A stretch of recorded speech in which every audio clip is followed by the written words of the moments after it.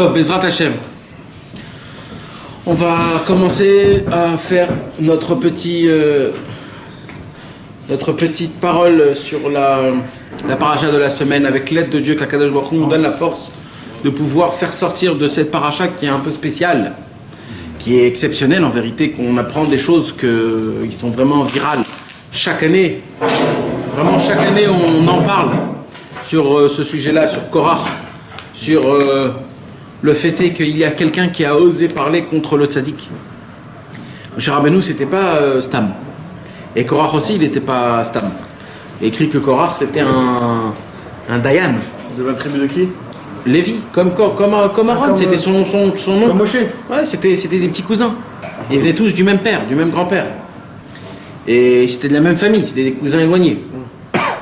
Et donc il faisait partie de la famille des Lévim. Il devait être un Kohen. Il devait faire ce qu'il fallait faire. Il devait rentrer dans le Beth Amikdash. En vérité, lui, il devait faire... Il y a un secret énorme sur Korach. C'est que Korach, son travail à lui, mes amis, c'était qu'il fallait qu'il fasse les Kétoret. Kétoret, c'est le travail le plus élevé qu'il y a dans le Beth Amikdash. Le plus élevé. Normalement, ça devrait être lui qui devrait faire Korach. D'où on sait que ça devrait être lui qui devrait faire Korach. Alors parce que c'est directement les endroits directement d'après Aaron. Oui, mais d'où on sait que lui il devait faire le travail des Kétoret. D'où on sait ça? Parce que c'est Meroumaz dans les Kétoret. Chaque matin on dit, je vais vous dire ça 2 secondes, mes amis, 2 secondes. Non. On dit chaque matin un remez. Ah, Tzadik Atamarif. Non, ça aussi c'est c'est Sofotevot, ouais. Alors écoutez bien, il y a écrit comme ça.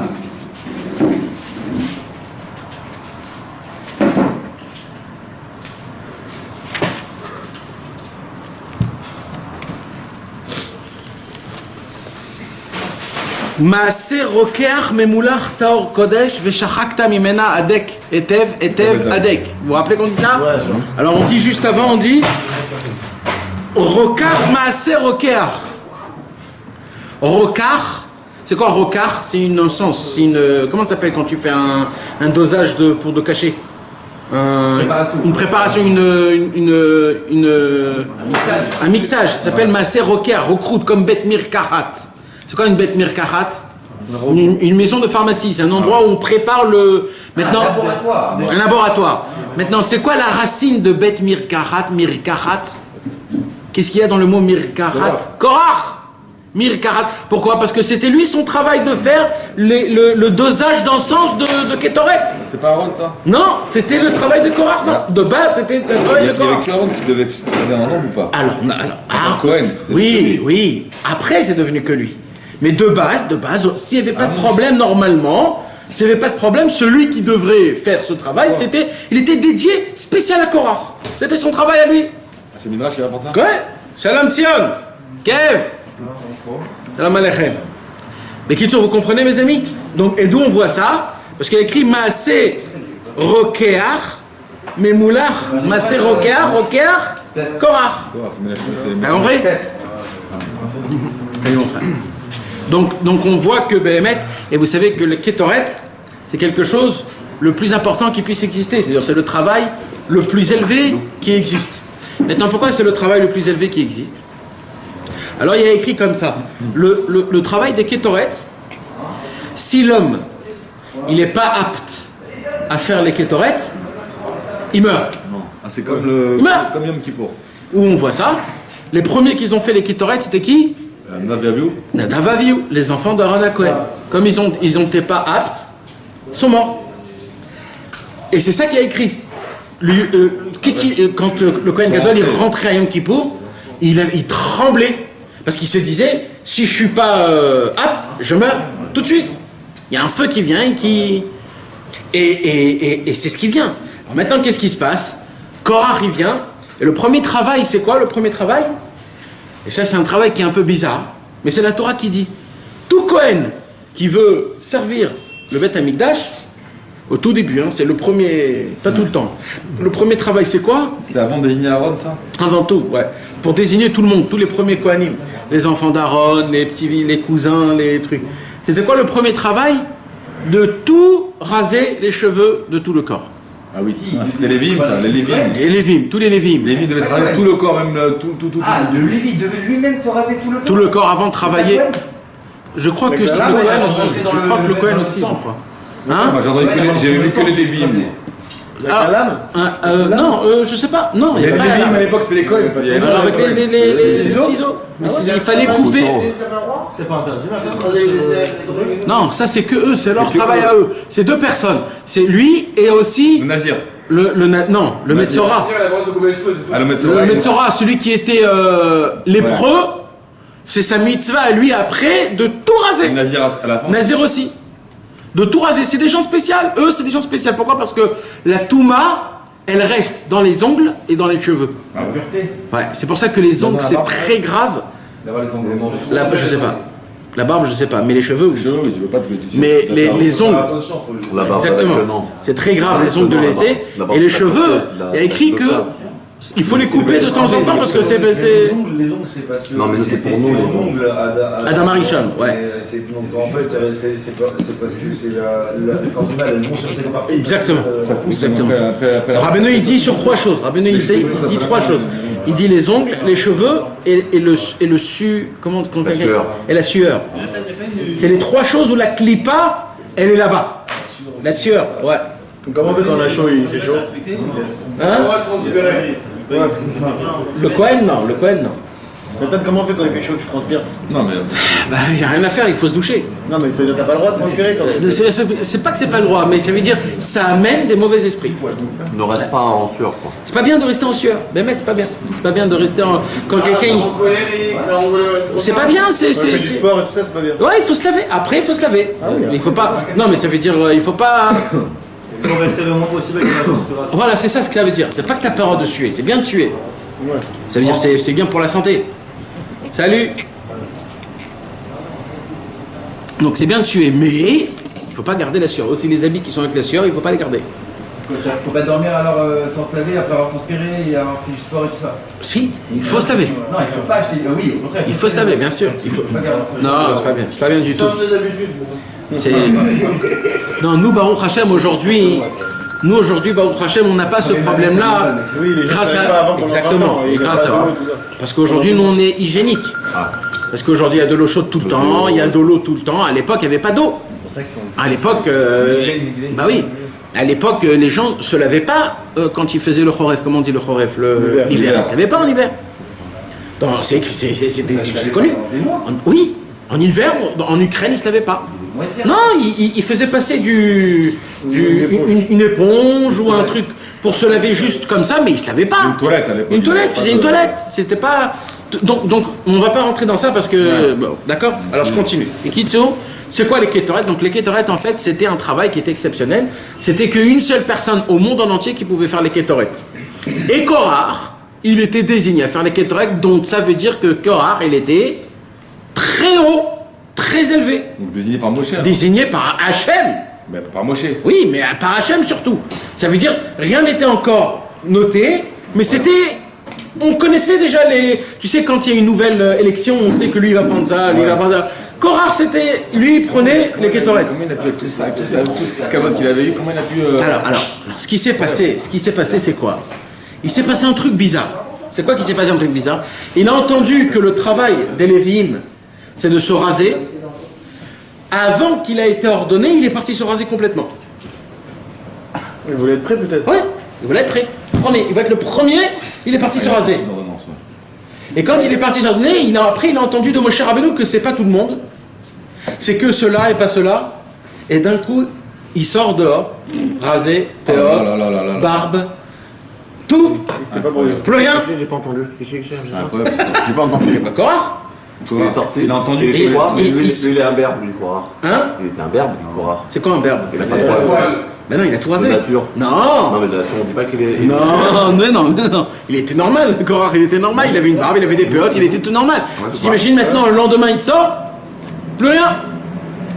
plus rien ici, plus rien ici, plus rien. Et après Moshe... Je savais que ça allait se passer comme ça, il l'a fait. Il l'a fait en amont. Oui, mais avant après Moshe il a donné les explications que c'est pas tout le monde, c'est lui, c'est pas lui. Et à la fin il voit que Korach il est pas dans les notes de... Il est parce que lui il a pas avait dit besoin. en premier. Oui, mais lui il a pas besoin.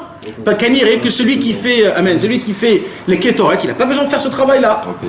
Et lui il se retrouve tout seul comme ça. Et là ils ont commencé tout le monde à se foutre de lui. Et surtout qui, encore une fois on revient, ce qui Datan Vavira. Datan Vavira. Avec les femmes aussi. Datan Vavira, ils sont venus. Eux, ils ont tout fait Korach. C'est eux qui, tu sais, j'ai lu aujourd'hui, c'est un chidouche, j'ai lu aujourd'hui qu'en vérité, c'est qui ont été engloutis, Béhémet? C'est que Datan et Aviram et Korach. Les trois. Ouais, parce que les autres, ils ont été engloutis avec leur maison. Ça s'appelle pas engloutis mamash. Ouais. Ceux qui ont été engloutis mamash par la terre, mamash, sur le corps, c'est Datan, Aviram et Korach. Quoi, ils étaient aspirés par la terre? Ouais, la terre elle s'est ouverte et ils sont tombés dedans. On va en parler de ça, Mais donc qu'est-ce qu'ils ont fait Datan et Aviram? Ils ont dit, tu t'imagines, la honte, comment ils t'ont fait? C'est toi le Beddin, c'est toi le Hav Beddin, c'est toi le... Lui, il n'était pas concerné par ça, il ne devait pas se raser, tu veux dire que c'était lui qui était... Il devait pas se raser, lui. Il devait faire les kétorettes. Ouais, mais lui, pour faire ça, il n'avait pas besoin de se raser. Ah, ok. Et lui, il savait pas. Donc il se retrouve tout bête, comme ça. C'est très grave, ça veut dire, c'est... Ouais. Et là, Korach, il comprend pas. Et là, Korach, il commence à étudier de la Torah en pile-poule. Pile-poule. Il est en train de commencer à faire des questions-réponses, jongler, comment c'est possible, pourquoi, qui dit, comment ça se passe, est-ce que tu as bien entendu de Hachem? Il est venu chez Moshe Rabbeinu et il dit, peut-être tu t'es trompé dans tout ça. Peut-être tu t'es trompé, Moshe. Peut-être c'est pas toi qui dois être le Kohen, peut-être c'est moi qui dois être... Il a tout remis en question. Et pas pour rien, hein. Il avait de la connaissance, il connaissait de la Torah. Il a remis en question. Ça paraît tellement basique. Sachant que c'est Moshe qui reçoit l'ordre toujours d'Akadosh Baruch Hu, je vois pas comment il peut entrer en marloquette avec lui en pile-poule. Je comprends pas. Parce qu'il est de son niveau. Tu sais ce qu'on dit? On dit que Moshe Rabbeinu... Parler avec Hachem, Moshe, il n'y a pas de niveau. T'as pas compris. Quand tu parles avec Hachem, tu poses pas de questions. Oui, justement. Donc Moshe Rabbeinu, il a jamais fait aucun pile-poule. Oui. Donc quand Korach est venu avec Moshe, ça a été la première fois où un homme lui a commencé à parler en pile-poule, et là Moshe, Kaviachol, il s'est rendu petit, il a dit oulala, celui-là il est mieux que moi dans la Torah. Parce qu'il sait jongler. Il sait jongler. Moshe, il savait pas jongler. Moshe, lui, il dit, j'écoute, je m'annule. Hachem, il me dit, je m'annule, je prends le truc, je m'annule. Korach, d'un coup, il commence à dire, mais qui te dit, et peut-être c'est pas comme ça, et peut-être c'est autrement, et si on parle de ça, et si on fait comme ça, et si le tzitzit, il est tout bleu, est-ce qu'on a besoin de mettre 2 fils bleus? Et si la maison est remplie de livres de Torah, est-ce qu'on a besoin de mettre une mezouza? Pourquoi on a besoin de mettre une mezouza? Si toute la maison, il a commencé à faire des questions-réponses que Moshe, il dit, je me suis jamais posé des questions pareilles, moi. Et là, il a mis en problème Moshe, il a rabaissé Moshe. Et ça a été très grave. Et Moshe Rabbeinu, il ne sait pas répondre. Alors il va chez Akadosh Baruch Hu, et Korach, il dit, Ah, tu vois, c'est pas. ben c'est pas bien. Et là, Korach, il commence à avoir des élèves. Et il commence à étudier la Torah d'une nouvelle manière qui est mauvaise. Maintenant, ça, c'est ce qu'on connaît, c'est l'histoire qu'on connaît, qu'on nous a racontée. Moi, ce soir, je veux rajouter un peu plus de poivre et de sel. Bezrat Hashem. Je veux rajouter un peu d'histoire, c'est pas moi qui vais rajouter Chas Shalom, bien sûr, hein. C'est le Midrashim, c'est les Mefarshim, c'est tous les livres qui sont ici. Qu'en vérité, il s'est passé autre chose. Et moi, j'ai plusieurs questions dans la paracha de Korach qui est très spéciale. Incompréhensible. Premièrement, flagrant, super flagrant, c'est quoi cette punition que la terre engloutit Korach et sa maison? Mais attends, mais on est où là? On est où? On est où? On est dans la Gaule, chez Astérix et Obélix? La terre elle s'ouvre, ils avalent, mais on est où? C'est quoi ce truc? Qui meurt comme tous les autres? Il y en a plein qui sont morts dans la Torah normale. C'est quoi ce truc d'ouvrir la terre? Il a tout dépassé lui. Hein? Non mais quand même. C'est fait pire même. Ouais, ça veut dire c'est un peu fou. Tu sais ce qu'il y a écrit? Je vais vous dire ce qu'il y a écrit, mes amis. Il y a écrit qu'ils sont pas morts. Ils sont pas morts. Tous les Rosh Chodesh comme aujourd'hui. Il y a deux fumées qui sortent dans un endroit en Eretz Israël. C'est comme ça que c'est écrit, hein? Ah, c'est en Eretz. Ouais, en Eretz Israël. Tous les Rosh Chodesh, 2 fumées. On entend une seule voix qui dit Moshe Emet, Vetorato Emet. Emet, c'est les Rachetevot. C'est-à-dire quoi Moshe Emet, Vetorato Emet? Moshe est vrai, sa Torah est vraie. Il y a un petit chidouche que je vais vous donner. C'est quoi le Emet? C'est les 3 choses que Korach, il a contredit Moshe. Aaron, Mezouza, Trelet. Bon, hein? Mezouza, il a dit une maison où c'est rempli de livres. Je n'ai pas besoin de mettre une mezouza. Donc c'est Aaron, il a protesté la kéouna de Aaron, de la mezouza et le trelet. C'est ça le rachet et vote et met. Mezouza, il a dit on peut mettre des séparés. Exact, sauf tes votes et met. Ça dit Korah. Donc en vérité, à la fin, et Korah, il aura fait. C'est le Harizal qui dit ça. C'est là, c'est bouillant. Pourquoi? Parce que le Harizal. Il dit Katamar il fera. C'est les Sofot et votes et dernières lettres, ça fait Korah. Et Arizal il dit que c'est bon, ça fait que Korah il fera plus. Mais il y a une histoire aussi avec le comment s'appelle, le Tamar, le Tamar, qui a avalé aussi une histoire comme ça, non? Qui a avalé un homme. Il a avalé un homme à ce moment-là. Une histoire comme ça aussi. On va le voir. Si, il y a une histoire de ça se peut. Alors, vas-y, mon frère. Alors, inverse le dos, s'il te plaît. Les Kitsu, mes amis, alors qu'est-ce qui se passe? Déjà, c'est très flagrant. Je me pose la question énormément. C'est quoi cette sorte de mort? Merci. Cette mort violente d'enterrer quelqu'un vivant et qui brûle. Il brûle, vivant, il meurt pas. Mais c'est quoi ce truc-là maintenant? Il y a écrit qu'il n'y a que Korah qui crie. Pourquoi il n'y a que Korah qui crie? Parce que, regardez, c'est un beau ridouche, ça aussi, c'est en plus, hein, mes amis, tout ça. C'est des petits cadeaux que je vous donne. C'est pourquoi il n'y a que lui? Parce qu'il y a écrit comme ça. On va parler un petit peu du Gehinom ce soir. Shabbat, il n'y a pas de Gehinom. D'accord? Il y a écrit que Shabbat, le feu du Gehinom, il s'éteint. Et qu'est-ce qui se passe alors? Qu'est-ce qu'ils font alors? Ils se lèvent un petit peu de là où ils sont et ils se reposent. Shabbat, ils se reposent. Qu'est-ce qui se passe Rosh Chodesh? Normalement, il y a écrit qu'il se repose aussi. Normalement. Mais on voit que Rosh Chodesh, il y a quand même du feu. D'où on voit qu'il y a du feu? De Korah, la fumée qui sort. Alors, c'est quoi le repos de Rosh Chodesh, du Gehinom de Rosh Chodesh? Alors, il y a écrit un grand ridouche. C'est quoi le ridouche qui a écrit? Il y a écrit que Rosh Chodesh, c'est qui se repose dans le Gehinom? Ceux qui ont le regret dans ce monde-ci. Quelqu'un qui a eu une fois dans sa vie un regret, il n'a pas fait que chouva, hein. Mais il a eu un regret dans sa vie, de vouloir être un bon juif. Une fois dans sa vie. Il a eu un vrai regret. Lui, tous les Rosh Chodesh, il est peinard. Comme Korah, le fond de Korah, il était pur. C'est pour ça que c'est le seul à Rosh Chodesh qui crie Moshe Emet, Vetorah Emet. Par contre, Datan et Aviram, eux, ils crament, ils sont à côté, ils crament. C'est pour ça qu'on entend que c'est pour ça qu'on entend que Korah et pas Datan et Aviram. C'est les deux, tu comprends? C'est ça le chidouche. Les deux flammes. Voilà, les deux fumées qui sortent. C'est Korah les deux fumées. Un c'est Korah et un c'est Datan et Aviram. Mais on n'entend que Korah. Pourquoi? Parce que lui, il a regretté. Datan et Aviram. Mais Datan et Aviram, lui, il n'a pas. D'accord? Maintenant, mes amis, écoutez comment ça se fait. Non, ça c'était un petit truc comme ça. Je continue. Donc déjà, première question, c'est quoi cette mort? C'est quoi cette mort? Deuxième question.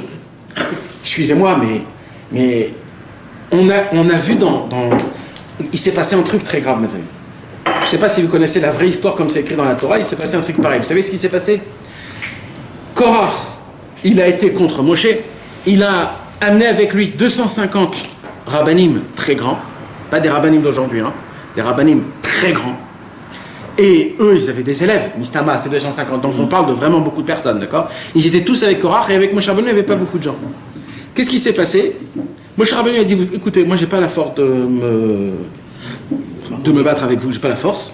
Qu'est-ce que tu veux toi, Korah? Korah il dit, moi je veux faire le mec qui fait les encens. Alors il dit, ok, pas de problème, demain tu feras des encens. Toi tu vas faire des encens, moi je vais faire des encens. S'il y a un feu du ciel qui descend et qui brûle les encens, celui où ça brûle, c'est celui que Hachem il veut. C'est ce que tu veux, non? Pas de problème. Et il dit, tu te rappelles que celui qui fait les encens, il meurt. Ça veut dire un de nous deux, demain, on va mourir. Ne croyez pas que Moshe Rabbeinu, il était sûr de ça. Hein. Moshe Rabbeinu, il n'était pas sûr que lui, il va être... Mapitom, il n'était pas sûr de lui. Hachem, il n'a pas dit encore... Mais non, mais il lui dit... Moshe Rabbeinu, il voit 250 rabbanim, plus Korah. Dayanim avec lui. Mais Moshe il fait rien sans l'accord d'Hachem, sans l'ordonnance d'Hachem. Il y a plein de moments où Moshe il disait des choses, il parlait pas à Hachem, il a parlé à Hachem. Mais à chaque fois c'est plus d'un du monde. Quand Hachem il te parle, c'est pas aussi clair que tu le crois. Mais Moshe, c'est le seul. Non. Il a parlé de la tête, même avec Moshe, c'est pas clair. C'est des choses qu'on comprend pas. C'est des images. C'est les prophètes ou les Oui, mais alors peut-être Moshe Rabbeinu il se dit peut-être j'ai mal compris Dieu, mais ça se peut. Quoi, ça se peut pas que je... Oui, on a parlé cette dernière qu'il était... Il était un âme. Des fois il oubliait. Des fois, ouais. La réponse, on sait qu'on a la réponse, mais on ne comprend pas, Nahon. Et il s'est dit, peut-être je me trompe, ça m'arrive pas à me tromper. Mais qu'est-ce qui se passe? Le lendemain, tout le monde vient, Moshe Rabbeinu tout seul avec Aaron, ils font les Kétoret. Et qu'est-ce qu'il fait? Regarde, c'est écrit dans la Torah. Il y a écrit. Moi, je vous l'ai dit ça l'année dernière, je crois, même l'année d'avant. Il y a une halakha, vous savez, mes amis, il y a une halakha. C'est quoi la halakha? La halakha, c'est que. C'est pas une halakha, mais c'est un klal dans la vie, que dans la Torah, on utilise ça, pas toujours, mais en général. Dieu, il va avec deux choses. Il va avec ceux qui sont ensemble, unis, et le nombre. Même si c'est des Rechaïm. Ouais, ça c'est C'est un klal, c'est comme ça qu'ils ont détruit le temple. Quand il y a un safek, on ne le fait pas aussi. Non, ça dépend. À se mettre en Khayamida, en position de... Non. Maintenant, ce qui se passe, c'est que Moshe Rabbeinu, il vient et il se dit, moi je suis tout seul avec Aaron, et Korach, il est avec 250 personnes, et ils sont très forts ensemble. Donc ça se pourrait que moi j'ai raison, mais comme lui, il est en plus de nombre, et ils sont ensemble, c'est lui qui va gagner. Et c'est moi qui va mourir. Ça se peut. Comment c'est grave ça? Moshe il a écrit. Moshe le soir, il commence après Hachem, il dit Hachem, normalement, la vérité, tu dois à eux leur envoyer le feu. Mais je t'en supplie une fois, envoie-le avec moi. Même, pourquoi? Parce que ça se pourrait pas que c'est lui qui prenne le premier travail. Le lendemain, Moshe Rabbeinu, il est allé chez Datan et Aviram, il leur a dit, dernier avertissement. Je viens avec vous, je viens jusqu'à chez vous, et que Datan et Aviram ne voulaient pas parler à Moshe. Non, il est venu jusqu'à chez eux pour prévenir. Ouais, je leur dis, voilà, dernier investissement, faites tes chouvas, vous pouvez encore faire tes chouvas. Ils n'ont rien voulu, ils ont dit, lo alinu. Continue encore. Ouais. Et qu'est-ce qui s'est passé? Ils sont venus, Moshe Rabbeinu, il a fait les Kétoret, Korach, il a fait les Kétoret, un feu est venu et a brûlé tous les 250 Dayanim. Ils ont brûlé la rue, carrément. Ouais. Qui est resté? Korach. Korach est resté. Maintenant, Moshe Rabbeinu, il fait les Kétoret, il y a du feu. Le feu, il descend du ciel. Et il allume. Korach, il dit, tu vois, je suis encore en vie. Je suis encore en vie. Là, qu'est-ce qui s'est passé? Akadosh Baruch Hu, Moshe Rabbeinu, il a dit, il faut qu'il se passe quelque chose. Il faut que le Hémet, il sort. Et là, il a dit, Moshe Rabbeinu, prépare tout le monde.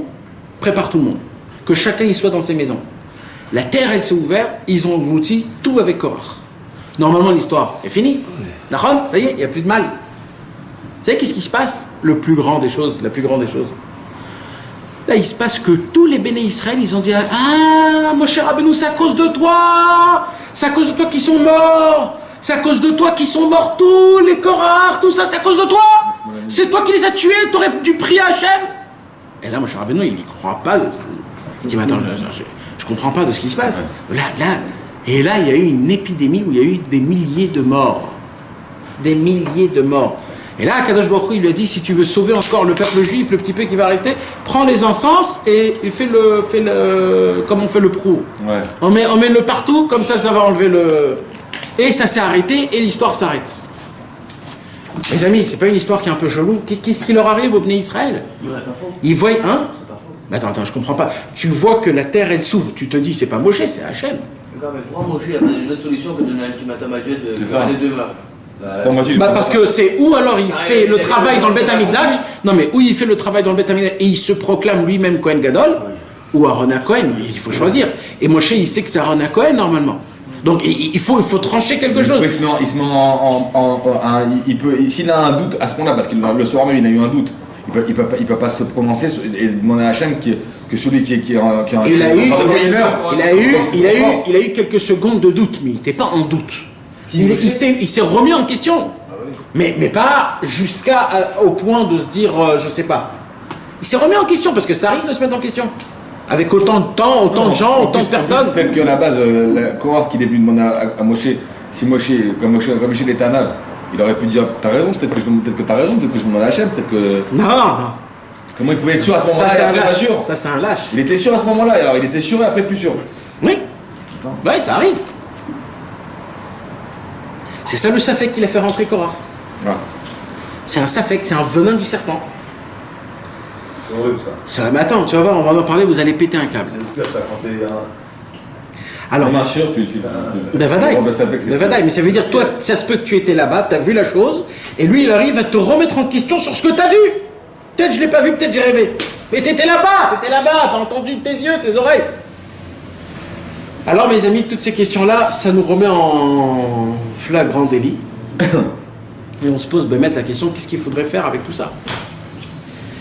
Vous savez, mes amis, il y a un klal, aussi un nouveau klal, un autre klal. Quand tu vas apprendre quelque chose, regarde où est-elle écrit la première fois dans la Torah, parce que tout ce qui est écrit en première fois à la Torah, tout est écrit là-bas. Ça veut dire, par exemple, si tu veux apprendre comment se conduire avec une femme, c'est où que c'est écrit le premier dans la Torah? Se conduire avec une femme? Hein? Adam et Chava. Adam et Chava. Non, Adam et Chava. C'est le premier. Dans la Torah, la première chose où on parle de l'homme et de la femme, c'est Adam et Chava. Donc c'est là-bas où tu peux apprendre de l'histoire de Adam et Chava, même qu'il n'y a pas beaucoup, tout comment on se conduit avec une femme. Et pareil, dans toute la Torah, à chaque fois où il y a écrit la première Brit Mila, le premier mot, c'est de là-bas où tu peux tout apprendre. Alors, il faudrait déjà, ce qu'il faudrait faire, il faudrait essayer de chercher dans toute la Torah où elle était la première marloquette dans le monde. Pour comprendre par rapport à cette marloquette, toutes les marloquettes qu'il y a dans le monde. Parce que toutes les marloquettes qu'il a dans le monde, elles dépendent de la première marloquette qui est écrite dans la Torah. Ok? C'est un redouche. Il faut regarder ça. Là, le Hari Akadosh, il vient, David, écoute bien ça, hein. Il vient, le Hari Akadosh, il dit, je vais vous dévoiler un secret énorme. Vous êtes prêts? Et il dit à Hari Akadosh, c'est quoi la première marloquette qu'il y a eu au monde? C'est Caïn et Hevel. Les deux enfants de Adam Arishon. Les hommes, parce que c'est bah oui. Entre les créations. Caïn et Hevel. Il y a eu le soleil et la lune, et il y a eu les Caïn et Hevel, non. Alors il y a eu sur trois choses. Non. Avant ça. Ils ont épousé leur sœur. Non, avant ça. La Gemara, elle dit, c'est quoi la vraie marloquette de Caïn et de Hevel? Alors non, il y a avant ça quelque chose. C'est le corban, Mais non, mais avant ça, il y a bien. Par rapport aux sœurs, aux filles qui sont avec les amis, écoutez. Il y a eu trois points sur lesquels la haine a commencé à fructifier. 3 points. Jalousie. Quand Caïn et Havel ils sont nés, Caïn c'était l'aîné, Havel c'était le deuxième. Quand Caïn il est né, il s'est dit je suis l'aîné. L'aîné normalement il prend 2 pas. Alors Caïn il vient chez Havel, il dit ça va frérot? Il dit oui. Il dit écoute, on va se partager le monde. Il lui dit Havel, ok comment? Alors il dit moi je vais prendre la terre, toi tu vas prendre les taltélines. Taltélines c'est ce qu'on pose sur la terre. Les végétaux. Le bois, tout ce qui est la matière, d'accord? Alors Havel il a dit ok. Il a dit ok. Alors maintenant, comme tu es sur ma terre, dégage de ma terre. Comme ça il lui a dit.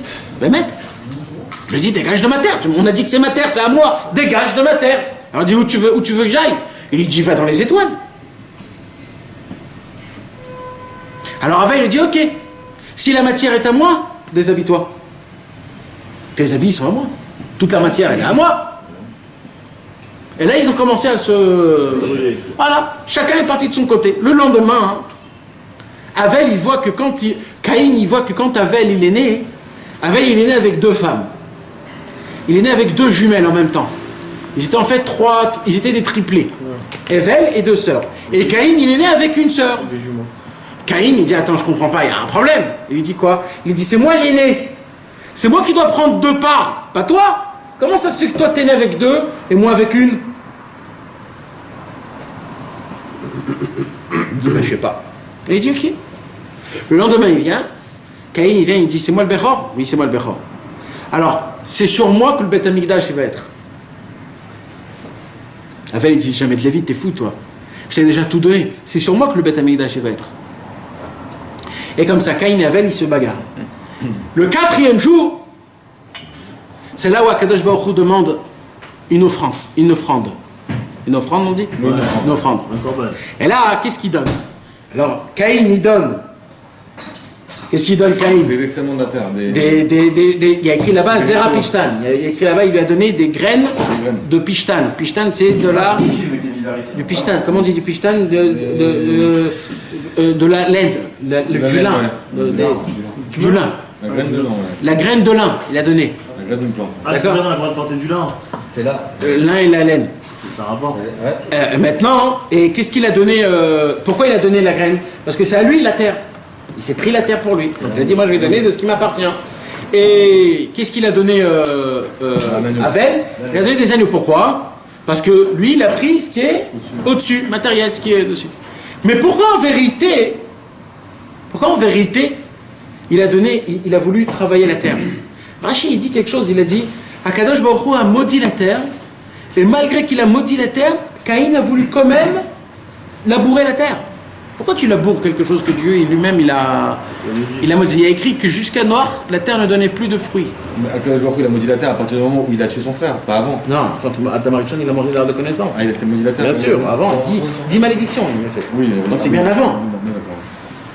Et c'est comme ça qu'en vérité, ils se sont bagarrés. Et là, il vient le jour où Akadosh Baruch Hu, il prend le korban de Hevel et pas le korban de Caïn.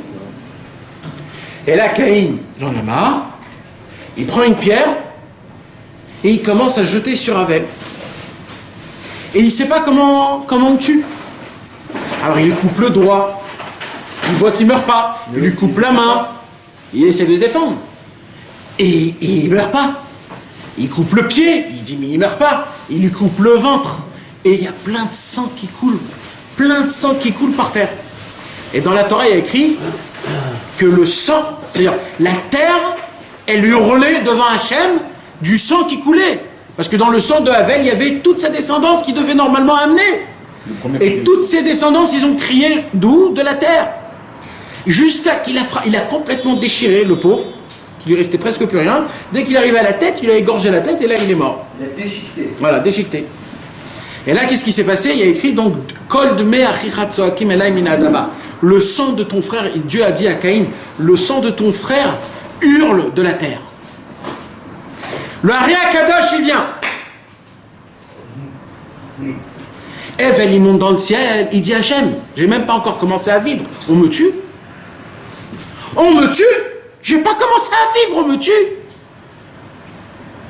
Je leur ai dit, t'as raison. Tu vas redescendre dans Chet. Adam Arishon va avoir un 3e enfant, ça va être Chet. D'accord? Et tu vas redescendre dans Chet. D'accord? Et il est redescendu dans Chet. Et c'est là où Chet, il a emmené la première descendance des Juifs. Mais Chet, il n'a pas été spécial. On n'a pas vu qu'il a fait quelque chose. Donc Chet est remonté en haut dans le ciel. Et il dit, en tant que Havel, j'ai pas fait mon travail. Akadosh Baruch Hu, il a dit, je sais. Normalement, tu devrais emmener Abraham Avinu directement, tu l'as pas emmené Abraham Avinu. Alors il lui dit, tu vas redescendre. Tu vas redescendre. Havel, il lui dit, dans Moshe Rabbeinu. Et je vais faire descendre Caïn dans Korach. Donc, Moshe et Korach, c'est Caïn et Havel. Et là, Moshe Rabbeinu, en priant Hachem, que la terre, elle s'ouvre, que Caïn engloutit, là, il s'est vengé, Moshe Rabbeinu, de ce que son frère lui a fait dans un autre Gilgoul. Dans l'autre Gilgoul, Caïn a tué Havel, lui a fait faire sortir le sang dans la terre. Là, c'est la terre qui s'est ouverte, qui a englouti Caïn, donc Korach, qu'il avait déjà pris au tout début. Et là, il y a eu la réparation de Caïn et de Havel. Vous comprenez comment ça marche? Caïn et Havel, c'est Moshe et Korach. C'est pour ça que Moshe, Rachet et Vot, Moshe, Chet et Hevel, les 3 Gilgoulim. Oh là là là là. Eh oui, Il est descendu dans les 3 Gilgolim. Moshe, Shed et Caïn, c'est le mot Kina. Kina, c'est la jalousie. Maintenant, la question qu'il faudrait se poser, déjà on a expliqué pourquoi il a eu une mort atroce, que la terre elle s'ouvre et qu'elle engloutit. Déjà une chose. C'est pour en fait la vengeance de Caïn et de Abel. Maintenant la question qu'il faut poser, c'est quoi cette marloquette? Oui, c'est ça. C'est quoi? D'où elle vient cette marloquette? Alors ben mettre en vérité les amis, en vérité il y avait une marloquette, pas comme nous on croit. Une marloquette bien plus fine que nous on croyait. Bien plus fine. Et la marloquette on peut la découvrir en vis-à-vis, puisque comme c'est le même Gilgoul, donc on apprend ça de Caïn et de Hevel. En vérité, Caïn et Hevel, de quoi ils parlaient en vérité? Ça veut dire quoi? De quoi ils parlaient? Pour ça, il faut comprendre Moshe Rabbeinu et Korah. Moshe Rabbeinu, il avait un chemin qu'il avait compris d'Akadosh Baruch Hu et du Ham Israël. C'était quoi le chemin de Moshe Rabbeinu? C'était de rapprocher le monde d'une manière simple. Simple. Korah, par contre, il avait une autre manière. C'était quoi Korah? Korah, c'était le cerveau. Celui qui vient et qui pose des questions. Celui qui remet tout en question et qui dit qui t'a dit, peut-être non, peut-être oui, comment ça fonctionne, etc. Qu'est-ce qui se passe quand quelqu'un il pose beaucoup de questions? Il devient encore plus sage, il apprend, il maîtrise encore mieux, il connaît beaucoup de choses. Mais là, excuse-moi, c'est pas des questions, il contradisait. Alors non, il contradisait pas. En fait, lui, il posait des questions parce que lui, il voulait que la Torah lui appartienne que à lui. Il voulait que la Torah lui appartienne que à lui. Toute la différence entre Moshe Rabbeinu et Korah, c'est que Korah, il voulait être tout seul tzaddik. Et Moshe Rabbeinu, il voulait que si moi je suis tzaddik, je veux rendre tout le monde des tzaddikim. C'est pour ça qu'il a écrit le premier mot de la paracha, Vaïkar Korah. C'est quoi le mot Vaïkar? Il a pris. Et Korah a pris. Qu'est-ce qu'il a pris, Korah? On ne sait pas ce qu'il a pris là. Mais non.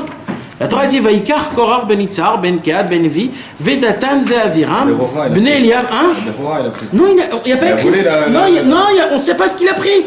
Dans le texte. Ils sont bagarrés pour Caïn et Abel pour les nez. Non, là on parle dans la Torah elle-même, simple. Dans la Torah simple. Pourquoi il écrit Vaïkar? Il a pris quoi, Korah? Comment c'est en français? Non, il n'a pas pris pouvoir. Ici, on ne parle pas du pouvoir. Il a pris. C'est un mot, hein? Accaparé. C'est quoi accaparer? C'est prendre, mais d'une manière. Voilà, d'une autre manière. Mais c'est de quelle manière? Je ne sais pas. D'une manière péjorative. D'accord, péjorative, mais dans la Torah. Oui, mais dans la Torah, il n'y a pas écrit ça. Dans la Torah, ça continue comme si que de rien n'était. Ça veut dire c'est un mot qu'on peut se poser la question, qu'on pourrait changer ce mot. Il aurait pu dire Vaïkar. Comment il dit ici? Korah, fils de Yitzhak. Regarde, il traduit même pas ici le mot Vaïkar. Ah ouais. Tellement que c'est un mot en plus. Mais Rachid, il en parle en plus. Non mais tu t'imagines? Ouais. Korah, fils de Yitzhak, fils de Kehat, fils de Lévi, il dit même pas Vaïkar. Incroyable. Alors, tellement que c'est un non, attendez, il a dit. Fils de Lévi, pris, ouais, d'accord, pris. C'est après. Ok, alors viens, on continue. Pris, parti, avec Datan et Aviram. Là, il n'y a pas écrit, tu vois. Là, c'est pris parti. Ouais, pris parti.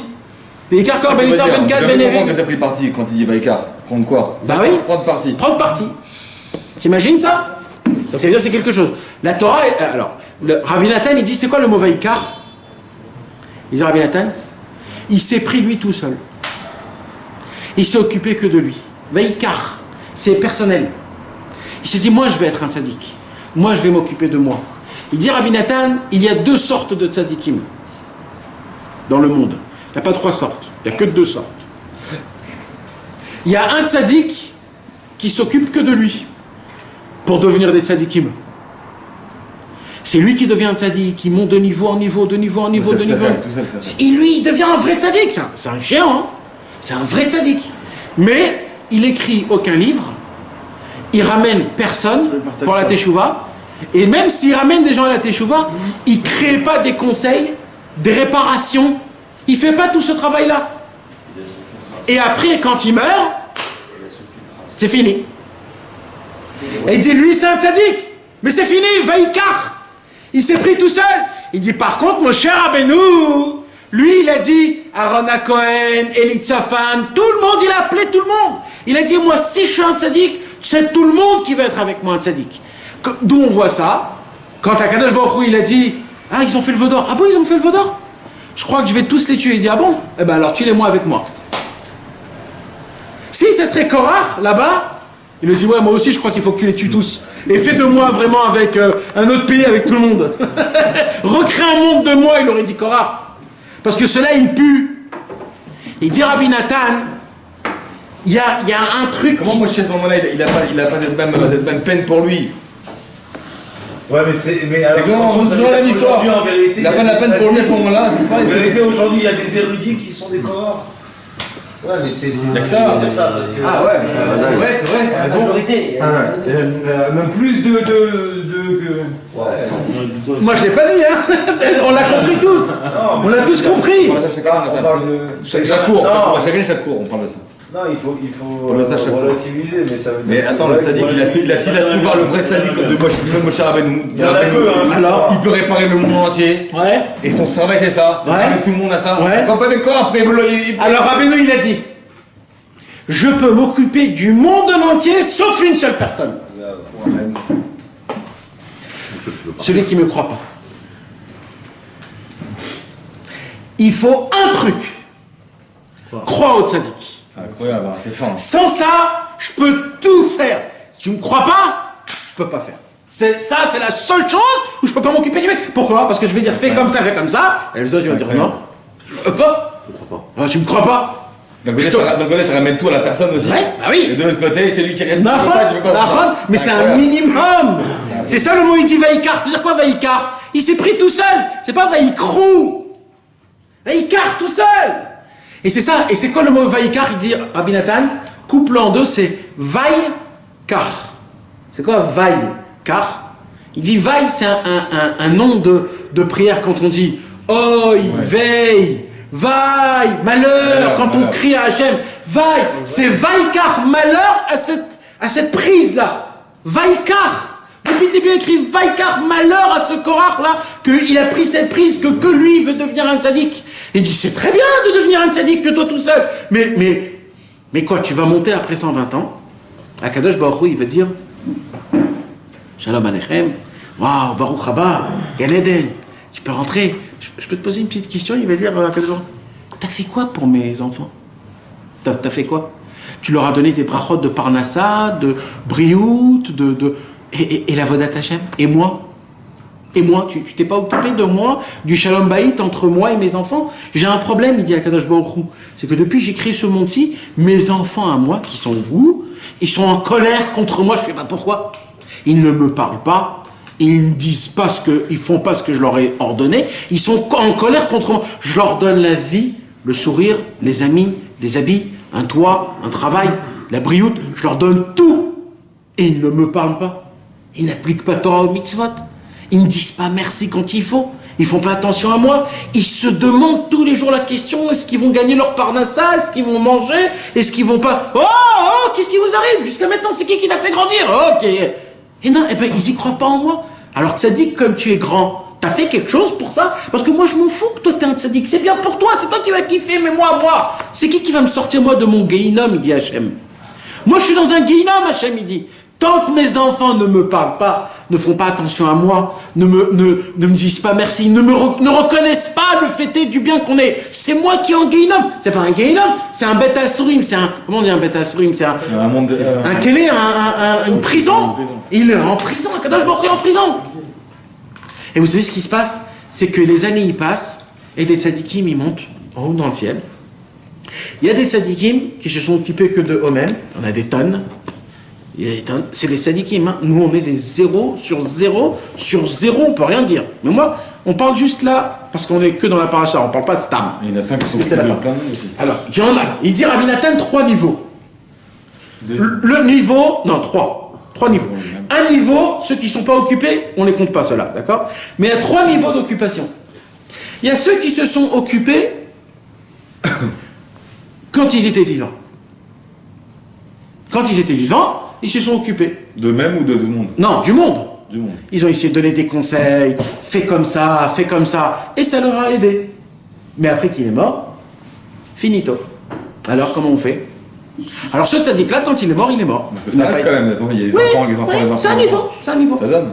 Il y a un deuxième niveau, c'est quelqu'un qui s'est occupé du gens, qui a écrit des livres, qui a créé des élèves, mais les conseils qu'il a donnés, ils ne sont pas actuels. Ils ne sont pas actualisés. C'est comme par exemple, il faut que tu jeûnes 350 jeûnes pour la réparation du gamma Brit. Un seul, hein, gamma Brit.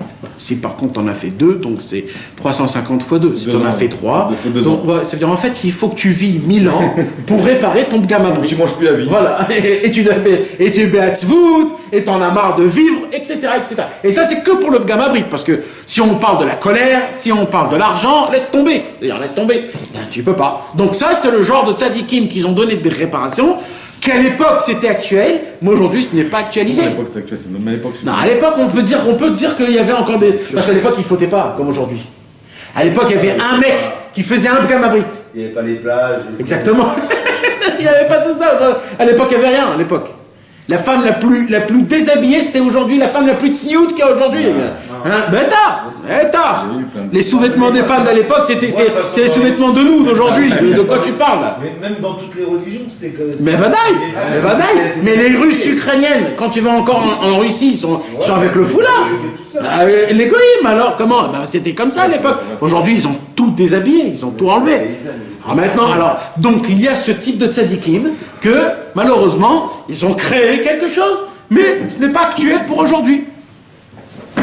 Alors eux, ils montent dans le ciel, et ils ont un Sahara. Kadosh Baruch Hu, il dit, je suis très content, Baruch Hashem, mais je suis toujours dans ma prison.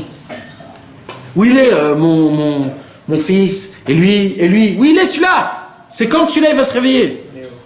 Et on a un autre type de tzadikim, que lui, il a fait un peu plus, lui, ce type de tzadikim. Ce type de tzadikim, en fait, c'est un seul type de tzadik. C'est un mec qui s'est dit, moi, je pose la question à personne, je vais descendre en bas, je vais ouvrir toutes les cartes, je vais vous dévoiler tout ce qu'il faut. S'il faut que je paie le prix cher pour ça, ben je le paierai le prix cher. Rabbi Nachman de Breslev est descendu dans ce monde, il a dévoilé tous les secrets qui étaient cachés en fin fond. Ça s'appelle le Otsar Matnat Rinam. C'est un Kadosh Baruch Hu, il est assis sur un trésor qui s'appelle Otsar Matnat Rinam. Il est assis dessus, Hachem. Ça, c'est un trésor que jamais on peut l'ouvrir, ce trésor, d'accord? C'est que Dieu seul au monde, il a la possibilité, avec sa clé, d'ouvrir ce trésor, et c'est lui seul qui choisit les trésors et qui les donne. C'est tout. C'est un trésor Otsar Matnat Rinam. C'est, par exemple, je vous donne un exemple, il y a écrit que le monde ne peut pas vivre sans Torah, Nachon? Comment le monde a vécu avant qu'on a reçu la Torah? Avec Otsar Matnat Rinam, cette boîte-là. Dieu il donnait une puissance tous les jours que le monde y tient jusqu'à que la Torah ait été donnée. Après c'était la Torah. Mais c'est que Dieu. Rabbeinu, qu'est-ce qu'il a fait, Rabbeinu? Il s'est incrusté dans cette boîte. C'est le vice du roi qui prend les trésors et qui donne la princesse. Il s'est incrusté. Ben bête, hein, je ne vous dis pas des bobards, c'est la Torah 78. Torah 78 du Likutei Moharan. Rabbeinu, il s'est incrusté dans cette boîte. Ça veut dire il est rentré dans cette boîte. On parle de ça, Rabbeinu, dans cette Torah. Sur Torah 78. Il dit pas que c'est lui, c'est un remez. Non, mais fourrage. Quand tu dis comment elle a été dévoilée, cette Torah, mais fourrage. Ça a été 3 mois avant qu'il est mort. C'est la Torah qui a dévoilé 3 mois avant qu'il est mort. Le Shabbat après Tisha B'Av. Hein? Cette dernière? Non, il en a dit encore des autres, mais ça fait partie. Ouais, ça fait. Ouais. C'est pratiquement les dernières. Non. Donc ça veut dire que c'est vraiment ça. Et quand ils sont venus, les élèves, c'est une très longue histoire. Rabbeinu, il était très malade, il crachait du sang. Il a dit, il y en a une 60aine de personnes qui est rentrée. Il a dit, mais qu'est-ce que vous faites ici? Qu'est-ce que vous faites ici chez moi? Il y a 3 fois dans l'année où vous venez. Oui, je comprends. 3 fois dans l'année où je donne des torotes. Mais là, on n'est pas ni Hanouka, ni Shavuot, ni Rosh Hashanah. Là, on est Tisha B'Av. Qu'est-ce que vous faites ici? Je suis malade, je ne peux pas recevoir personne. Et là, ils étaient tous choqués. Ils se sont assis, personne. Et là, Rabbeinu, il commence à parler tout seul. Il était très malade, il ne se sentait pas bien du tout. Pas bien du tout. Il parlait à voix basse, il était là, il commençait à parler, et d'un coup, il a dévoilé cette Torah. Mais c'était pas une Torah, il se parlait en fait. Et Rabbi Nathan, il était à côté, il retire chaque mot. À la fin du Shabbat, Rabbi Nathan, il court vite, il lui donne cette page. Il lui dit, mais d'où t'as eu ça? Il a dit, bah, c'est ce que vous avez dit, Shabbat. Il a dit, moi, j'ai rien dit, moi. Il a dit, bah oui, voilà, c'est ce que... Mais il a dit, oulala, ça il fallait pas que je le dévoile. Et c'est là-bas où il a dévoilé la fameuse parole, le désespoir n'existe pas. C'est là-bas. D'où il a pris ça, ce mot-là, le désespoir n'existe pas. De là. Rabbeinu, il est rentré là-bas en forme de clé. Il est rentré en forme de clé. Il a dit, maintenant c'est là où j'habite. Oui. Il a dit, maintenant quelqu'un qui a besoin de quelque chose, allez, la fanfare. Et il envoie tout partout. C'est là où il a mis tout. Le désespoir n'existe pas. C'est un chidouche qui est énorme qu'on ne peut pas s'imaginer. Maintenant, c'est quoi ça? C'est ce que Moshe Rabbeinu, en fait, il a écrit comme ça. Quand Moshe Rabbeinu, il voulait rentrer en Eretz Israël, il voulait rentrer en Eretz Israël pour une seule raison. Une seule raison. Il voulait le Erech HaPaim, la Savlanut. Non. Rien que pour ça. Maintenant, il y a écrit d'où vient la Savlanut. On dirait une histoire, on dirait une blague. C'est les blagues d'Ashkenaz, c'est comme ça. Mais d'où vient la Savlanut? Ça vient de cette boîte. C'est la seule chose qui vient dans cette boîte. Tu ne peux pas la travailler, la Savlanut. C'est que Akadosh Baruch Hu qui peut la donner. Bah oui, tu peux pas. Quelqu'un il t'énerve. C'est Akadosh Baruch Hu, il faut la demander, la Savlanut.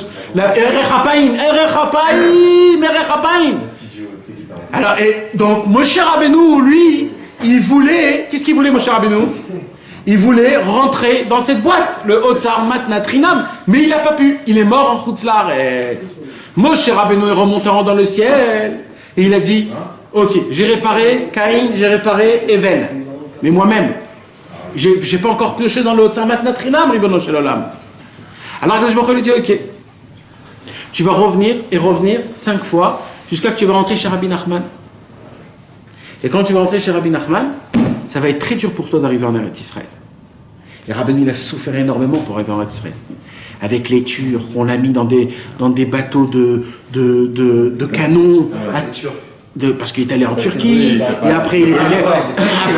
Et ils l'ont pris en otage, après il a dû se déshabiller, il a fait un tralouette qui est énorme. Le Baal Shem Tov, il a tout essayé, il n'a pas arrivé. Pourquoi? Parce que c'était Moshe Rabbeinu, c'était le Moshe Rabbeinu, il ne pouvait pas arriver, il ne pouvait pas attraper. Rabbeinu, il a dit, moi je vais aller, je suis obligé de prendre. Ouais, Rabbi Shimon, il est né, il n'est pas arrivé là-bas, il n'a pas fait de voyage. Il est né là-bas. Comprends? Et c'est ça tous les liens. Maintenant, qu'est-ce qu'il a fait Rabbeinu? Donc il est arrivé là-bas, il a sorti. C'est pour ça que dès qu'il a fait les 4 pas, il a dit, je retourne. Ça y est, j'ai tout, je suis rentré. Je suis rentré. J'ai plus besoin de rien, je suis déjà là-bas. Oui, 4 pas, il a dit je rentre. J'ai pas besoin de faire. Après, il est resté, il a été. Son chamash, il a dit oh là là, on veut aller là, on veut aller. Il a dit quoi? Mais il a dit moi je rentre. Un nombre voyage, il fait 4 pas, ils vont se rentrer. C'est-à-dire aujourd'hui, on peut faire ça, nous. Le mec, il habite pas ici, il peut faire 4 pas. C'est un peu. Tu vois, tu commences à. Tu vois. On nous a dit d'habiter. On te donne un peu, tu veux. Ouais. Alors maintenant, qu'est-ce qui se passe?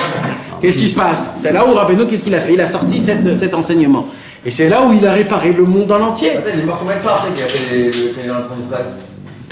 Il est mort beaucoup de temps après. Ah, beaucoup de temps. Ouais. Il est arrivé, il avait 22 ans. Dizaine d'années, il est mort après. Ouais, dizaine. 13 ans, 15 ans, un truc comme ça. Il est mort à 38 ans, il est arrivé à 22, 23, ouais. Pourquoi il n'a pas de peuple en Israël? Qui? À part le fait qu'il devait être habiter.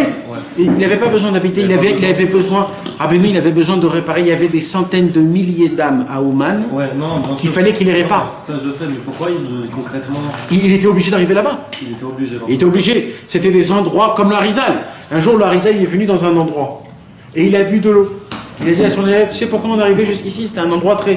Il dit parce qu'il y avait un Talmid Racham qui est venu en Gilgoul ici, ça fait 300 ans qu'il est en Gilgoul ici, exprès on l'a mis là, pour qu'il n'y ait personne qui vienne et qui le répare.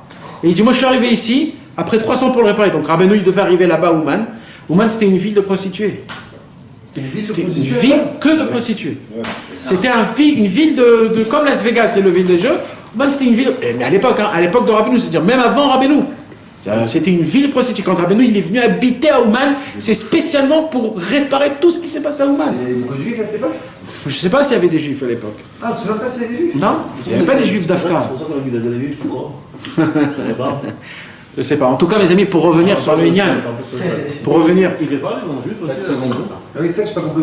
Il a été réparé, c'est pas juif alors. Il a réparé la ville peut-être qu'il y avait des juifs qui sont venus et qui ont fait des choses. À mis à part le massacre, ça c'est pour enterrer, mais pas pour vivre. Ça c'est après, mais pendant ce temps-là, il y avait des juifs, il n'y a pas de réparation pour les goïs. Il n'y a pas de réparation, il n'y a pas de... Les goïs ne peuvent pas aussi détruire. Il n'y a pas de ni détruire, ni réparer, il n'y a pas ce lien-là. Un goy, il est une mouche. Ouais, il a une vache qu'on a, mais il n'a pas le nefesh. Ouais, il n'a pas. Bon, il a les monochid, il peut arriver à. Oui, s'il fait les lois noachiques, là il commence à devenir quelque chose. Sans les lois noachiques, c'est une création, c'est un mammifère. Dans la région, il y a des bouddhistes. Hein? Un insecticide. Oui, Mistama, Kanere. Donc maintenant, pour revenir, mes amis, Rabbi Nathan, il dit, tout le travail de Rabbeinu, c'est quoi? C'est ce qu'il a fait Moshe Rabbeinu. Moshe Rabbeinu, il a dit, Ve'imaïn mechenina. Si tu veux détruire efface-moi. Et Ve'imaïn mechenina, c'est Ani Nachman Meuman. Ça veut dire quoi? C'est-à-dire le commencement de ce travail, je vais le faire chez Rabbi Nachman. Ani Nachman Meuman, ça va se faire à Ve'imaïn mechenina, c'est Ani Nachman Meuman. C'est-à-dire, c'est là-bas où ça va se faire chez Rabbi Nachman. C'est quoi? C'est que Rabbi Nachman, il a dit, du plus profond des enfers, je fais sortir le juif. Ça veut dire quoi? Ça veut dire que Rabbi Nachman, là, actuellement, il est en enfer. Puisqu'il a dit du plus profond des enfers. Ça veut dire qu'il est en enfer. Et ça veut dire quoi? Ça veut dire, tant que le dernier de mes élèves ne sera pas dans le Gan Eden, moi, je ne vais pas être dans le Gan Eden. Moi, je ne monte pas en haut si mes élèves ils sont dans le Gainom. Je reste dans le Gainom, je souffre pour eux. Parce que moi, c'est quoi mon travail à moi? C'est tout l'inverse de ce qu'il a fait Korach. C'est quoi qu'il a fait Korach? Moi tout seul. Rabbi Nachman, il a dit, moi je vais faire tout l'inverse. Moi je vais prendre sur moi vos fautes. Moi je vais faire teshuva pour vous. Moi je veux juste que vous avancez dans la Vodat Hashem, etc., etc. Quand vous faites tout ce travail-là, là je fais la réparation de Korach. Et c'est là où je répare Caïn et Avel. Et c'est là où on monte à Adam Arishon, Mashiach revient, le monde est réparé. On a fermé la boucle. C'est simple, hein? C'est aussi simple que ça. Tout le problème, c'est la marloquette de Caïn et Avel. Tu répares Caïn et Avel, tu as réparé la faute d'Adam Arishon, ça y est, le monde il est réparé. C'est ce qu'il fait Rabbeinu. Et tout le problème de Korach, il dit Rabbeinu, c'est que chaque année, chaque dor, chaque génération, il y a le même Korach et il y a le même Moshe. Il y a un Korach et un Moshe dans chaque génération. Et bien sûr, le Moshe, c'est celui qui représente le tzaddik. Non, mais c'est une question. C'est qui quoi? Ceux qui s'occupent que d'eux-mêmes. Ça peut être plusieurs personnes. Ça peut être plein, ça peut être 250. Le monde il est réparé à condition de vouloir s'attacher au tzaddik encore une fois. Eh oui. C'est donc notre travail à nous de remerciement et de reconnaissance envers Rabbi Nachman, c'est de dévoiler aux autres le mérite qu'on a eu de connaître Rabbi Nachman, la bonté qu'il nous a fait faire. Le fait est de voyager. De ne pas y aller à Oman tout seul, de ramener des gens. Exactement. De ne pas s'acheter un livre. Quand tu achètes un livre, tu en achètes toujours deux. Un pour toi, un pour donner. Ou trois. Vadaï. Sinon c'est Korach. Sinon c'est Korach, mon frère. Rabbi Israël, il a dit, chaque livre, il a une adresse. Chaque livre, il a une adresse. Ça fait partie. Achète un peu, achète. Il y en a toujours une achète deux. Et c'est ça tout le Inyan de Korach, mes amis. Tout le Inyan de Korach, c'est qu'il s'est occupé que de soi-même. Et Moshe Rabbeinu, c'est qu'il s'est occupé des autres. C'est toute la différence. Toute la différence. Elle est aussi simple et aussi... C'est ça. Et tout le problème du monde, c'est que réparer cette chose-là. Maintenant, mes amis, il faut que vous osez à creuser et à découvrir des tzadikim. Quel conseil il m'a donné pour mon service divin? Alors, ok, il est grand, il voit des anges, il parle avec Dieu, il parle avec Eliyahu Hanavi, ok avec tout ça. Mais est-ce qu'il a un vrai conseil à me donner quand je suis chaud sur une femme? Moi, qu'est-ce qui m'importe? Ouais. Quand j'ai envie maintenant d'être en colère, d'éclater la colère. Est-ce que lui, il peut m'aider? Est-ce qu'il a un conseil réel à me donner? S'il a un conseil réel à me donner, maman. C'est pareil, donc Rabbeinu, il a dit la même chose. Il a dit, moi je veux bien donner des conseils, mais on ne les applique pas. C'est facile de dire ça aussi, mais ils ont dû donner des conseils, mais on ne les applique pas les conseils. Non, il n'a pas dit on les applique pas, Rabbeinu. On n'a pas dit ça. Il a dit on m'écoute pas. C'est pas pareil. Et la différence, c'est que moi on m'écoute pas. Si quelqu'un il tend juste son oreille, il est pris dans le sac de Rabbeinu. C'est fini. C'est plus lui. Rien qu'il est pris. Le problème, c'est que tu ne commences même pas à l'écouter. Moi, je connais des gens qui ont été à Oman, ils ont fait ça. Été à Oman, ça veut rien dire. Ils sont attachés à d'autres sadiques. Y aller à Oman, ça veut rien dire. Écoutez Rabbeinu. Écoutez Rabbeinu. Il a fait la promesse sur ça, Rabbeinu. Ouvrir le cœur. Laisser se tenter par Rabbeinu. C'est pas ça. Non, il faut. Mais ça, c'est écrit dans les livres, mes forages. Il y a écrit mes forages. D'emmener quelqu'un à Oman, c'est bien, mais c'est pas ça le travail. C'est pas ça le travail. Il fait le tikkun, etc. Non, ça suffit pas. Il le répare, mais pas maintenant. Ça lui suffit pas. Ça prendra du temps. Il sera réparé. Il sera réparé. C'est pas ça le travail. Dans les livres, il y a écrit que c'est pas ça le travail. Les gens, ils croient que l'essentiel, c'est d'emmener les gens au man. Non. Le vrai truc, c'est de lui acheter un livre et de lui dire dès demain, on va étudier ensemble. De lui faire rentrer le Rabbeinu dedans. Et là, tu l'emmènes à Ouman. Là, ça fait son effet. C'est écrit mes fourrages, ça. Mes fourrages. C'est d'emmener moralement, pas physiquement. C'est aussi, mais c'est surtout le moralement. D'emmener quelqu'un au man, il vient, il connaît rien, il sait rien, il fait tout quelqu'un, il se barre. Rabbeinu, on vient de parler de ça, il a dit j'ai pris la carte au trésor, moi, j'ai moi qui ouvre toutes les clés. Ouais, parce que celui qui se rapproche de moi, je vais lui faire passer. Mais c'est bon, ils ont été au man, ils ont fait ce qu'on avait. Mais c'est pas un élève, lui. Mais c'est pas un élève. On te parle des élèves, on te parle quand Rabbeinu, mes élèves à moi qui sont archi puants. Mais non, il a pas donné. Il s'est engagé avec le Svatora, avec lui. Oui, il s'est engagé que quoi? Sortir quoi de ce monde-là? Des enfers de Gainam dans ce monde? Non, pas dans ce monde. Ah bon? Des enfers du Gainam. Il parlait pas de ce monde? Non, pas de ce monde. Il parlait du monde du Gainam. Nous, on a déduit que c'était ce monde. Non, c'est qui ceux de ce monde? C'est qui? Ceux qui ont un vrai lien avec Rabbeinu, ceux qui sont attachés par Rabbeinu aujourd'hui. Alors lui, Rabbeinu, il s'occupe d'eux tout de suite. Mais quelqu'un qui a rien, qui connaît rien, qui était, dit moi je suis allé une fois, ça y est, lui, il peut vivre encore 40 ans avec cet avot. Attends, mais j'ai une question.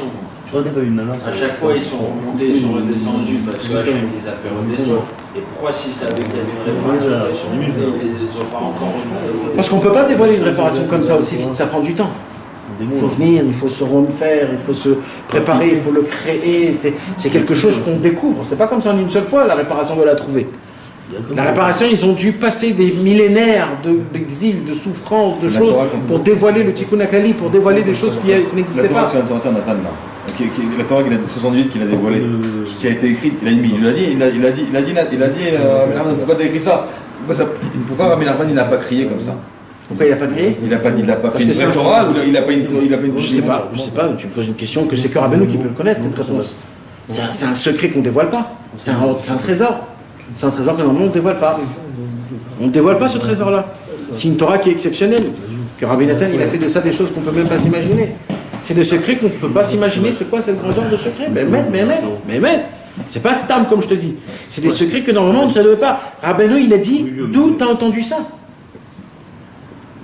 Moi, il a dit, je me suis parlé à moi-même. Comment tu as entendu ce que je t'ai dit? Parce que Rabbi Nachman, il a pu rentrer justement dans cette... Mais il n'y a personne au monde qui a écrit Bichlal, qui sait qu'il y a un truc qui s'appelle Otsar Mataran. Il n'y a pas. Il n'y a personne au monde. Donc déjà, d'y aller là-bas, bah oui. Écris, et aujourd'hui tu peux écrire sur Google ou dans... Non, on ne parle pas de ça. On ne sait pas ce que c'est, ce Otsar Mataran. Mais d'où ça vient, c'est quelque chose qui a été... Depuis la création du monde. Dedans, c'est pareil. Ou dedans, il y a toutes les possibilités d'arranger, Les dehors, c'est tout. C'est le vent. C'est-à-dire qu'en fait, il y a une réparation à tout. C'est-à-dire dans ça, il n'y a pas de... Mais pour ça, il faut aller chez le monsieur qui est là-bas qui donne les réparations. Sinon, après, ça va c'est un problème. Il ne faut pas que tu t'attaches à la... Exactement. Toi, qu'est-ce que tu veux? Par contre, t'as vécu dans les soirées que tu fais la prochaine fois chez toi. On viendra fumer. Et c'est là où on revient et on découvre tous les ignanim de ce qu'il a fait Rabbeinu depuis. Quand tu reprends l'historique de Rabbeinu et que tu vois tout ce qu'il a fait vis-à-vis de toute sa vie, tu vois que tout ce qu'il a fait, c'était des choses qui te recadrent et qu'il a fait que pour nous. Parce que Rabbi Nachman de Breslev, il nous a donné des cadeaux. Vous savez à quoi ça ressemble ce qu'il a fait Rabbi Nachman? C'est qu'il a pris des enfants, il a donné à tous les enfants des Lamborghini, des Bentley, mais pourquoi tu leur as donné des choses comme ça? Il dit laisse-les. Un jour, quand ils vont grandir, ils vont les kiffer. Nous, aujourd'hui, on est des gens, on est tous des pêcheurs, on nous a donné des cadeaux qui s'appellent, écoutez-moi, des secrets que les plus grands des tzadikim ne connaissent pas, ces secrets. Et pourquoi les tzadikim en haut dans le ciel, ils disent à Rabbeinu, mais pourquoi tu fais ça? Ils apprécient même pas, ils connaissent même pas ce que c'est. Tous les tzadikim, les Harizal et tous les princes, ils n'ont pas dévoilé que le but unique c'est d'acheter. Par exemple, le tzadikim qui dans la Messa, ils n'avaient pas cette recherche-là aussi, ils ont peut-être arrivé, mais ils n'ont pas réussi. Non, c'était pas ça encore. C'était pas ça encore. Le conseil, c'était pas ça encore. C'est venu chez Rabbeinu, c'est Rabbeinu qui l'a dévoilé, pas parce qu'à l'époque ils n'ont pas dévoilé, c'est parce qu'à l'époque même de eux c'était caché. C'était un moment précis qu'il fallait que ça se dévoile. Vous voulez réparer le monde aussi? Oui, mais eux ils l'ont réparé d'une certaine façon et ils l'ont réparé. Sans eux, il n'y aurait pas Rabbeinu aussi. Eux, ils faisaient partie Mais c'est la même chose, Rabbeinu et eux, c'est la même chose. Oui. C'est la même personne qui revient. Oui. Donc ils ont... Je vous ai dit déjà, mes amis, quand Moshe Rabbeinu, il est venu, il a donné la Torah, ils ont vu que le peuple juif, ils font encore des péchés. Ça veut dire qu'ils n'arrivent pas à se rapprocher de Dieu malgré qu'ils appliquent la Torah. Donc il y a un problème. Il y a un problème, ça veut dire, la Torah est faite pour que je me rapproche de Dieu. Et là, ils voient qu'avec la Torah, ils appliquent la Torah, ils ne se rapprochent pas de Dieu. Alors il y a un problème. Il y a un problème énorme. C'est un problème, comme on dit, un bug dans l'application. Alors il y a eu pendant ce temps-là plein de tzadikim qui ont étudié ce bug. Jusqu'à que Rabbi Shimon Bar Yochai a découvert. C'est quoi le bug? Il a dit, c'est quoi le bug? C'est le Zera Levatala. C'est la semence en vain. C'est Rabbi Shimon Bar Yochai qui a dit ça? Oui. La semence en vain, il n'y a pas écrit dans la Torah que c'est interdit. Mais celui qui l'a fait, ça vaut rien. Tout ce qu'il fait, ça vaut rien.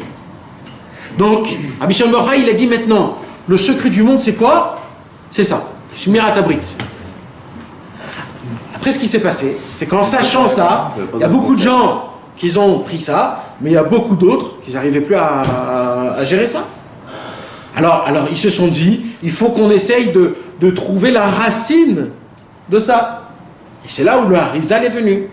Il a dit, moi j'ai trouvé la racine. Il ne faut plus mettre le point focalisé sur ça, il faut mettre sur quelque chose d'autre. Il dit, sur quoi? Sur quoi? Sur la colère. La racine du Gamabrit, c'est la colère. Et il a tout mis sur la colère. Et la tristesse, il ira bien, non? La colère. Après, ils ont vu que la colère, c'est difficile. Alors comment? Il faut chercher encore la racine de la colère. Et ils ont cherché pendant des millénaires, jusqu'à que le Baal Shem Tov est venu. Et le Baal Shem Tov, il a dit, c'est quoi le plus grave de tout? C'est la gava. C'est l'orgueil. Il n'y a pas plus grave que ça au monde. L'orgueil mène à la colère elle mène à la Gamabrit. Ouais. Mais l'orgueil, c'est difficile. C'est là où Rabbeinu, il a dit, bon, écoutez les gars, on va fermer l'histoire, je vais vous dévoiler en vérité c'est quoi le vrai problème. C'est la tristesse. Si un homme, il est joyeux, il est sauvé de tout. Ouais. C'est ça, celui qui est constamment joyeux, il réussira avant. Alors maintenant, qu'est-ce que tu vas me dire? Que le Baal Shem Tov, il savait pas? Ouais. Non, il savait. Mais non, mais il a découvert ce qu'il fallait qu'il découvre. Il ne pouvait pas découvrir sans l'autre. C'est ce qu'il fallait qu'il découvre en ce moment même. Mais aujourd'hui, Rabbeinu, il a découvert le lien de la Simcha jusqu'à le Mashiach, et après le Mashiach, ça va être ça le travail. C'est ça le point de finale. C'est là quoi ça va être ça le travail? C'est le travail. Ça ne va pas changer. Ça ne peut pas qu'un homme il vient après et il dit j'ai trouvé quelque chose d'autre. C'est le travail, c'est que la Simcha. Si tu travailles la Simcha, tu as travaillé tous les points de problèmes en... Comment travaille la Simcha? Hein? Comment travaille la Simcha? Alors Rabbeinu, il a dit comment on travaille dans la Simcha? Avec la Simcha. Fais des idioties, des blagues, fais le bouffon, frère. Il n'y a pas, Simcha, c'est comme ça. Ah, mais c'est grave, il faut être un mouvement. Non, mais ça veut dire, fais tout ce que tu es en possession pour être des Simcha. Tu n'as aucune excuse à te dire, laissez-moi tranquille. Simcha d'Hachem ou Simcha? Non. Même quand tu es en Atzvut, vaut mieux être Besimcha dans la mauvaise Simcha que d'être Beatzvut. Rabbi Israël Cordonneur, il a dit une parole qui est très frustrante. Il a dit, Dieu aime le pécheur joyeux.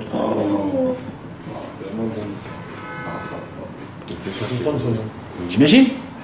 Parce qu'il est joyeux. Je l'aime. Faut couper au montage ça.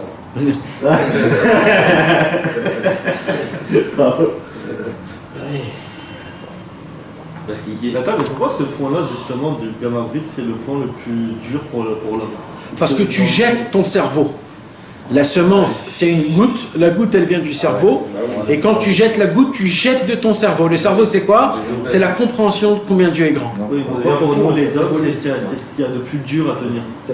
Pourquoi c'est dur? Pourquoi, oui. Parce que c'est interdit. C'est les tiaras. Non, mais c'est interdit plein de choses. Pourquoi juste... Parce que ça, c'est le plus grave. Ouais, parce que c'est le péché originel. Mais tout ça vient... Ouais, c'est la base. C'est Adam. C'est la base.